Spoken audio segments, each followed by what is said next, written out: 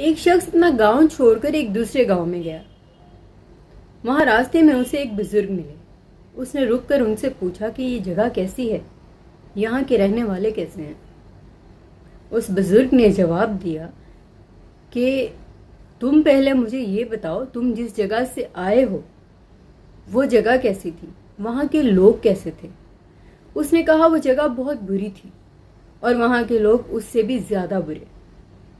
چوری چکاری ان کا پیشہ تھا، قتل و غارت ان کا شوق تھا اور جھگڑا کرنا ان کی عادت تھی، گویا وہ انسان ہی نہیں تھے۔ ان بزرگ نے کہا کہ بھائی یہ جگہ بھی بالکل ویسی ہی ہے جیسی وہ جگہ تھی جہاں سے تم آئے ہو۔ کچھ دنوں بعد وہیں سے ایک اور شخص کا گزر ہوا۔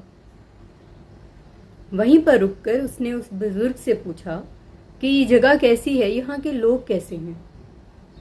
وہی سوال تھا، اس لیے بزرگ نے بھی وہی جواب دیا اور پلٹ کر پوچھا تم جہاں سے آئے ہو وہ جگہ کیسی تھی، وہاں کے لوگ کیسے تھے۔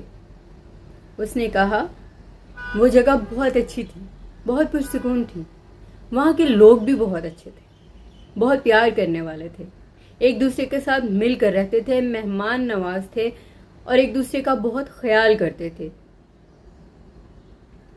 تو بزرگ نے جواب دیا بھائی یہ جگہ بھی بالکل ویسی ہی ہے جیسی جگہ تم چھوڑ کر آئے ہو۔ جگہ بھی وہی ہے، بزرگ بھی وہی ہے، سوال بھی وہی ہے، لیکن جواب میں فرق جانتے ہیں کیوں ہے؟ کیونکہ دو لوگ ایسے ہیں جن کی اپنی سوچ میں فرق ہے۔ بزرگ جو تھے وہ اس چیز کو بھانپ چکے تھے کہ جو شخص پہلے آیا اس نے اس جگہ کے بارے میں ایک بھی خوبی بیان نہ کی، ساری برائیاں بیان کی، گویا اس شخص کے اندر کوئی خوبی اپنی ذات کے لیے کیا دوسروں کے لیے بھی موجود نہیں تھی۔ وہ شخص کہیں پر بھی رہتا اس جگہ کو گندا کرتا، وہ وہاں سے کوئی نہ کوئی برائی نکال ہی لیتا،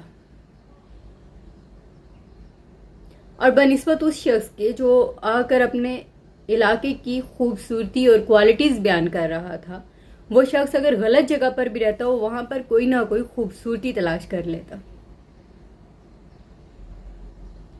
تو کہنے کا مقصد یہ ہے کہ آپ کی سوچ کی خوبصورتی آپ کو دنیا کے لیے خوبصورت بنا دیتی ہے۔ دیا گیا پیار پلٹ کر آتا ہے، دی گئی ایمانداری وہ پلٹ کر آتی ہے۔ خوش رہیے لیکن اچھی سوچ کے ساتھ۔